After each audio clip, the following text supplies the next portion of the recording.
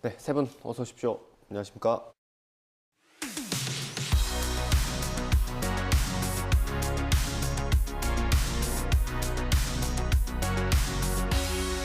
네, 시청자 비평 리뷰 Y 시작하겠습니다. 먼저 조수진 시청자 평가원이 가져오신 오늘의 주제부터 들어보겠습니다.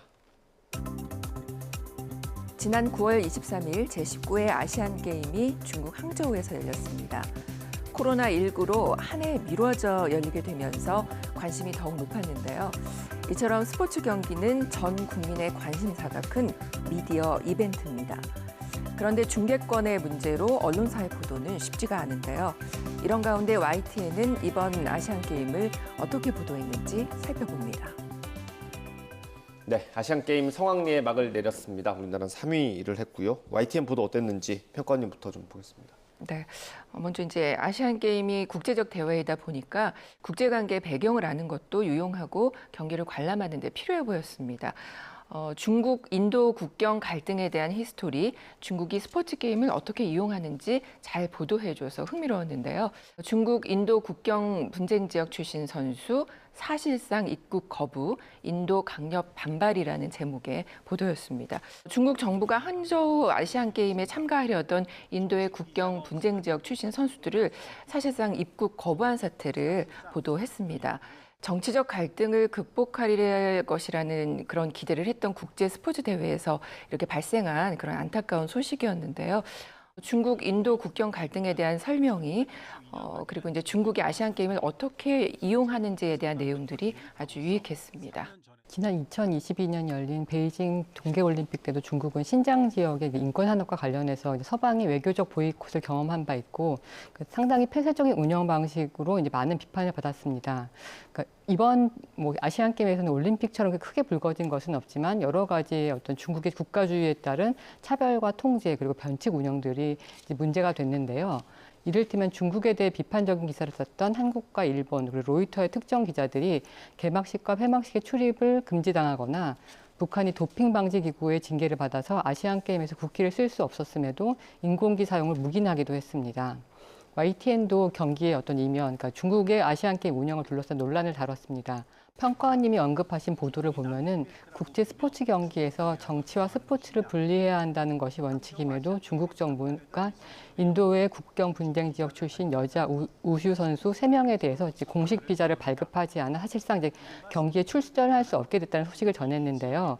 이 지역은 인도 북동부 아루나찰 프라데시라는 지역입니다. 중국은 이곳을 남티벳이라고 부르면서 자신들의 땅이라고 주장을 하고 있는데요. 이와 관련해서 이제 아시안 게임 정신과 경쟁국 선수에 대한 차별금지 조항을 이제 모두 위반하고 있다는 것을 전했습니다. 또 저는 이제 이번에 북한 팀이 오랜만에 해외 대회에 나와서 관심이 갔는데요. 북한 중계 방송에서 이제 우리를 괴뢰라고 표현을 해서 관련된 보도들이 계속 이어졌습니다. 북한 아시안 게임 보도에서 한국을 괴뢰로 표현, 또 남조선 괴뢰, 우리 정부의 입장은 지금 이 뉴스 그 보도인데요. 북한이 항저우 아시안게임 남북 여자 축구 8강전 결과를 보도하면서 우리나라를 이렇게 괴뢰라고 지칭을 했다라고 보도를 했습니다. 북한 중계방송에 등장한 괴뢰라는 표현을 그대로 이렇게 보여줘서 눈길을 모았는데요. 말로 이제 괴뢰라 했다라고 듣는 것보다 이렇게 자막에 적혀 있으니까 더 실감이 났고 구체적으로 와닿았습니다. 또 북한에서 말하는 그 괴뢰의 뜻이 무엇인지 풀어줘서 시청자들의 이해를 도운 점도 좋았습니다. 네, 북한은 물론이고요. 다른 나라와의 관계를 좀 이렇게 잘 설명을 해주는 것도 좋을 것 같습니다. 언론의 역할 중에 하나이기도 할 것 같고요. 어떻습니까? 맞습니다. 그렇지만 이제 스포츠 행사를 정치적인 목적을 위해서 활용하는 것, 그것은 사실 진영을 떠나서 어느 나라든 바람직하지 않다는 것 다들 알고 있을 겁니다. 저희가 이제 스포츠 뉴스를 취재하다 보면 경기뿐만 아니라 이제 주변 얘기를 이렇게 같이 화제거리를 소개하게 되는데 그런 차원이라면 이제 저희는 주최국이나 참가국의 역사, 문화, 의상 같은 거, 그다음에 새로 도입된 그 종목들 그런 걸 소개해 주면서 그 나라를 좀 더 이해할 수 있게 하는 거 그런 쪽으로 사실 이제 우리는 방향을 잡고 있습니다. 그리고 이제 선수들 간의 국경을 넘어선 우정이라든지 이런 것들을 취재하는 게 아마 이제 우리 YTN 입장에서는 좋은 그 뉴스라고 보는데 정치적인 목적으로 활용되는 것은 사실 저희도 배격하고 또 그건 있어서는 안 된다 이렇게 생각하고 있습니다. 좀 이런 양질의 뉴스들이 많이 나오기를 저희는 기대하고 있습니다. 예. 이번에 아시안 게임 소식을 전하면서 국가대표 선수들의 목소리를 직접 전하거나 뭐 영상 구성 같은 것도 또 저희가 많이 준비를 했거든요. 어떻게 보셨어요? 먼저 이제 선수들의 따뜻한 히스토리 들어볼 수 있는 YTN 보도들이 눈길을 끌었습니다. 아시안 게임의 각 종목별 경기가 시작되자 우리 대표팀의 메달 소식이 들려왔는데요. 펜싱, 수영, 근대 5종, 태권도, 유도 등의 경기 성적을 확인할 수 있었습니다. 간판 전웅태 아시안게임 첫 이관왕 김선우 값진 첫 메달이라는 제목의 보도를 보면 이 낙마로 뇌진탕 증세를 보였지만 메달 획득에 성공한 이지훈 선수에 관한 소개는 시청자들에게 더 큰 감동을 줄 수 있었습니다. 또 부상과 힘든 훈련을 이겨내며 메달까지 획득한 그 선수들에 대한 소개는 시청자들에게 기쁨만큼이나 의미 있는 메시지를 전할 수가 있었습니다. 또 이제 19살 꿈 이뤘다 전지희 이제는 올림픽 메달이란 제목입니다. 여자 탁구 복식 경기에서 금메달을 딴 전지희 선수의 그 어릴 때 앳된 모습이 담긴 과거 인터뷰가 소개가 됐습니다. 우리나라에 이제 귀화를 결정한 뒤에 어린 시절부터 국가대표 선발팀에 도전하고요. 이번 아시안 게임에서 메달을 획득하기까지의 과정을 느낄 수 있는 그런 기록들이었는데요. 국내 시청자가 귀화 선수에게 갖는 편견이나 거리감을 해소하고 선수의 성장에 집중할 수 있는 그런 장면이었습니다. 네, 맞습니다. 경기 결과 못지않게 어떤 선수들의 인간적인 이야기에도 많은 관심을 갖게 되는데요. 베테랑들의 아름다운 마지막, 잊지 않을 그 이름 보도도 이번 아시안 게임을 끝으로 은퇴하는 선수들의 활약과 소회를 전한 보도였는데요. 그동안 애쓴 선수들을 기억하고 이들에게 감사하는 마음을 전하는 의미 있는 보도였습니다. 10월 9일 보도죠. 비인기 종목 선전, 필요한 것은 관심과 주목에서는 근대 5종과 사격 종목의 러닝 타깃, 육상계주, 카약 등 중계가 잘 되지 않고 관심이 적은 이른바 비인기 종목 선수들의 선전과 그 이면에 선수들이 겪은 서름과 고충 그리고 운동을 향한 열정을 전하면서 지원과 관심을 촉구했습니다. 이색적인 선수 경력을 소개해서 또 관심을 높인 보도도 있었는데요. 5일 보도입니다. 동호인 출신 메달리스트 주재훈, 사장님 팀 창단해 주세요라는 제목의 보도였습니다. 그 컴파운드 양궁이라는 종목에서 은메달을 획득한 주재훈 선수 스토리인데요.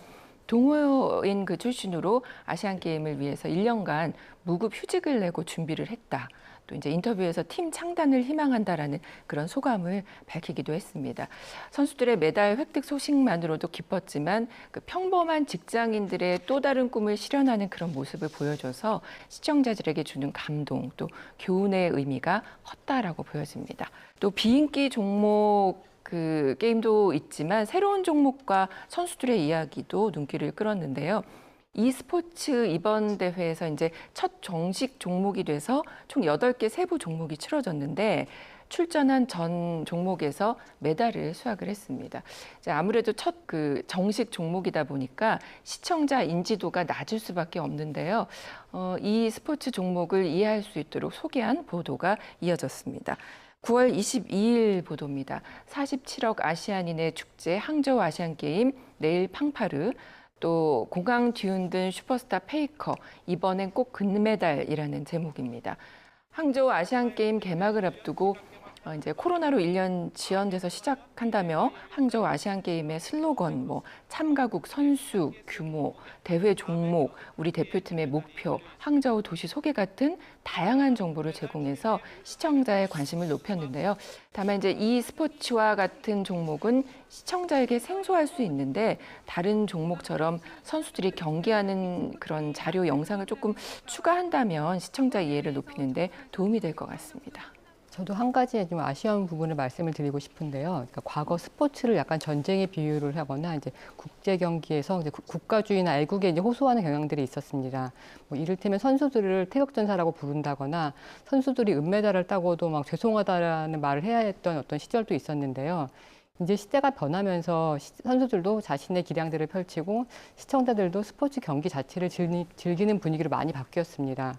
그런 면에서 강환진, 차혜은 선수가 태권도 품새 남녀 개인전에서 금메달을 딴 소식을 전한 태권 남배 동반 첫 금메달, 태극전사들 본격 메달 사냥 보도는 요즘 정서와는 좀 맞지 않는다는 느낌이었습니다. 저는 처음에 남매라고 해서 가족인 줄 알았는데요. 그러니까 남녀 금메달이라고 하면 될 텐데 왜 굳이 남매라는 표현을 썼는지 좀 다소 의아했습니다. 뭐 아시안 게임 관련해서 대담도 있었습니다. 전문가들이 나오기도 했고요. 이제 자기 경기를 다 마친 선수들이 직접 나오기도 했는데 어땠습니까? 네, 주로 이제 메달 결과를 중심으로 전해지는 아시안 게임 소식에 전략 분석을 추가해서 경기에 대한 이해를 높일 수 있는 보도는 좋았습니다. 9월 17일 대담입니다. 손흥민 2경기 연속골 불발 항저우 아시안게임 D-7에서는 스포츠 평론가가 출연을 합니다.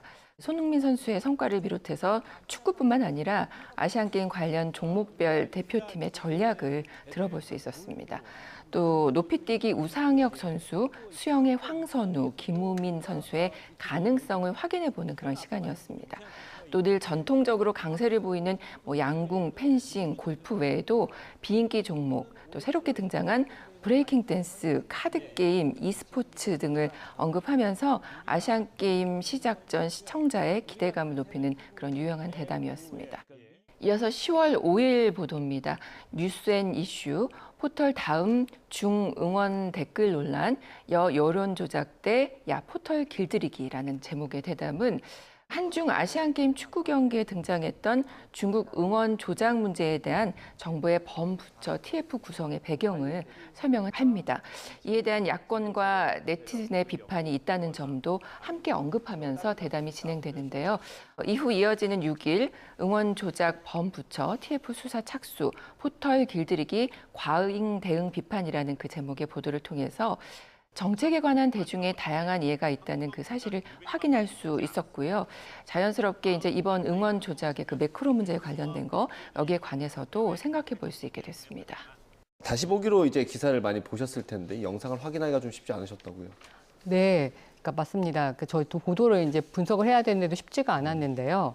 뉴스라이더 오락실 고인물이 따낸 한국 e스포츠 첫 금메달 대담은 한국 e스포츠 사상 처음으로 금메달을 따낸 김관우 선수를 초청한 인터뷰였습니다. 항저우 아시안게임 참가부터 이제 메달리스트로 금이 환영한 후에 어떤 여러 가지 에피소드를 들을 수 있었는데요.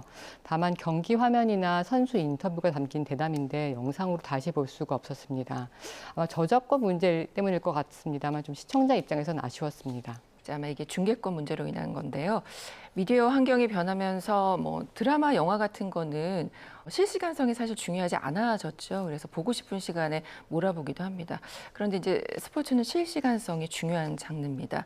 따라서 스포츠 중계권의 가치는 앞으로도 지속적으로 높아질 것으로 예상이 되고요. 이미 스포츠 중계권으로 인한 여러 문제들이 제기가 되고 있습니다. 스포츠 이벤트는 사실 이제 전 국민이 주목하는 그런 행사이기 때문에 보편적으로 누구나 접근할 수 있는 시청권이 보장되는 국민 관심 행사입니다.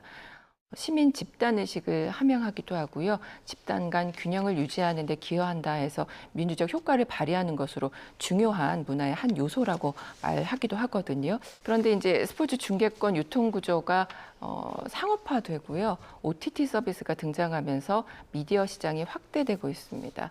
미디어 플랫폼은 다양해지고 있는데 시청자가 그러다 보니까 보편적으로 시청할 수 있는 권리는 역설적으로 축소되고 있는 그런 상황이 벌어진 건데요. 시청자 보편권, 시청자 보장과 관련해서 정말 이제는 현실적인 대안을 좀 찾아야 할 때가 아닌가 이런 생각해 봅니다. 네, 시청자 여러분들도 YTN 홈페이지에서 기사 보려고 했는데 이런 비슷한 경험 하신 적이 있을 것 같아요. 설명이 좀 필요하겠죠. 네. 먼저 이렇게 온라인이나 인터넷에서 이렇게 다시 보기에 불편하셨을 것 같아서 너무 죄송하다는 말씀 드리고요. 두 분뿐만 아니라 일반적으로 이제 이 올림픽 경기라든지 아시안 게임 경기 끝나면 다시 보기가 좀 어려운 경우가 굉장히 많습니다. 이유는 아시겠지만 이게 올림픽 경기나 월드컵이나 아시안 게임 같은 경우 중계권이 우리나라에 들어올 때 수백억에서 수천억에 들어오거든요. 그러다 보니까 뉴스를 전문으로 하는 회사 입장에서는 이걸 사서 쓰기가 굉장히 어려운 구조고 우리뿐만 아니라 많은 다수의 미디어들이 사용할 수 없기 때문에 최종적으로 이제 인터넷에서 다시 보기가 어려운 그런 구조입니다. 그렇지만 이제 이걸 사서 쓰는 사람 입장에서도 만약에 경기가 재미없고 우리나라 팀이 만약에 빨리 경기에서 지면 손해를 보는 구조이기 때문에 아까 말씀하신 것처럼 상업적인 시장에 맡겨져 있어서 이런 일이 벌어지는데요. 물론 정부가 이제 그 보편적 시청권을 도입해서 이런 것들을 좀 완화해주고는 있지만 아직도 많이 부족하다고 생각합니다. 특히 말씀하신 것처럼 이게 이제 방송에서는 어느 정도 해소가 되는데 인터넷 쪽에는 아주 해소가 안 되고 있다는 점 때문에 그런데요. 보편적 시청권이라는 게 뭐 그냥 같이 나눠 먹자는 뜻이 아니라 국가대표가 뛰는 거기 때문에 그렇습니다. 대부분 국가대표가 뛰고 국가대표의 선수 예산에는 정부 세금이 들어가는 거기 때문에 이것을 보편적으로 보게 해야 된다는 정신이 거기서 나오는 거라고 저는 보는데 그것이 이제 지금까지는 이제 오프라인 방송에서는 어느 정도 보장이 되지만 굉장히 제한적이고 또 인터넷에서 다시 보기는 금지되어 있는 그런 상황입니다. 그래서 그것을 이제 전문가분들도 이 부분에 대해서 좀 더 완화하거나 개선할 필요가 있다는 얘기를 하고 계신데 저희도 같은 입장입니다. 네. 알겠습니다. 잠시 뒤에는 항저우 현지를 직접 다녀온 스포츠부 허재원 기자가 취재 뒷얘기를 들려드린다고 합니다. 이어지는 에필로그 Y에서 자세한 내용 확인해 보실 수 있습니다. 오늘 리뷰 Y 내용 정리 한번 해보겠습니다. 이것만은 꼭 시간입니다. 평가원님부터 한 줄 요약 들어보겠습니다. 시청자 보편적 시청권 보장, 현실적 대안이 필요한 때. 이번 아시안게임 보도에서도 여실히 드러납니다. 방송 환경이 달라진 만큼 이제는 미디어 공공성에 대한 재점검과 또 보편적 시청 제도에 대한 새로운 접근이 절실합니다. 또 하나 당부드리고 싶은 말씀은 방송 스스로도 인기 종목이나 주요 종목에만 치우치지 말고 다양성 차원에서 접근하는 것도 필요한데요. 항저우 아시안 패러게임이 시작이 됩니다. YTN에서도 패러게임과 관련한 소식 충실히 보도해 주시기 바랍니다. 네, 다음 이선민 박사님 한 줄 평 들어보겠습니다. 과거 패단 씻어내고 스포츠 보도 전문성 살리길. 과거 스포츠 보도에는 국가주의를 강요하거나 특히 여성 선수들을 경기 운영 능력을 평가하지 않고 외모에 대해 언급하거나 모래한 표현들을 하는 일이 많았습니다. 지속적인 문제제기 덕분에 조금씩이나마 자성하고 조심하는 분위기가 생기고 있습니다. YTN도 모든 시청자들이 스포츠를 경기에 온전히 집중하고 즐길 수 있는 보도를 부탁드립니다. 네, 오늘 리뷰와의 순서 여기서 마치도록 하겠습니다. 세 분 오늘 말씀 잘 들었습니다. 고생하셨습니다.